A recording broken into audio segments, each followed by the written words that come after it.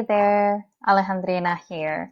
So, we are talking about anxiety, and in this video, we're going to get to know a little bit more about anxiety. So, one of the things is that sometimes when we're feeling anxiety, or when we're feeling a fear, or when we're feeling a nervousness, when we are feeling something that's stopping us from taking the step that we want to take, whatever anxiety looks like for you, we may think like, I just want to get rid of this. It's taking over my life, right? I just want it to go away. But the fact is that anxiety actually has some good to it. So we need a certain level of anxiety in order to not put ourselves into dangerous situations. And you may have remembered from previous video, and I'll include the link below, that anxiety often happens when we're going into a situation that seems to be dangerous. It's one of the reasons why our body begins to send us signals that we should be scared, right? So that's actually a good thing, right? You don't want to walk into the middle of the street if there's a car coming at you. And part of that response to move back when a car is coming, that's that anxiety. It's sending those signals that say, hey, body, stop. You can't go. There's a car coming. Let's say that you're on your way home and you're walking. You have the choice to go down a lightly lit street, or you have the choice to go down a dark alley. More than likely, before you even have the chance to think through those choices, when you get to the edge of that dark alley, unless you're really used to walking down dark alleys, your body is going to hesitate. You're going to feel that resistance because that is an unsafe situation depending on where you live. So we want a certain level of anxiety in our lives.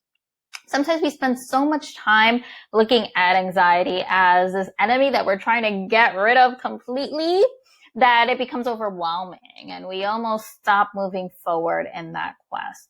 So rather, we want to look at anxiety as something that we need to manage effectively. We want to keep the good and stop the bad. So what is that bad that we're trying to stop or we're trying to work on? So here's the problem. The problem comes when we have too much anxiety. The problem comes when there are situations that aren't necessarily dangerous, but our body is receiving signals that it is. And therefore, it responds, and then we don't do that thing that we need to do. This may mean that we need to go up and give a speech in front of the class.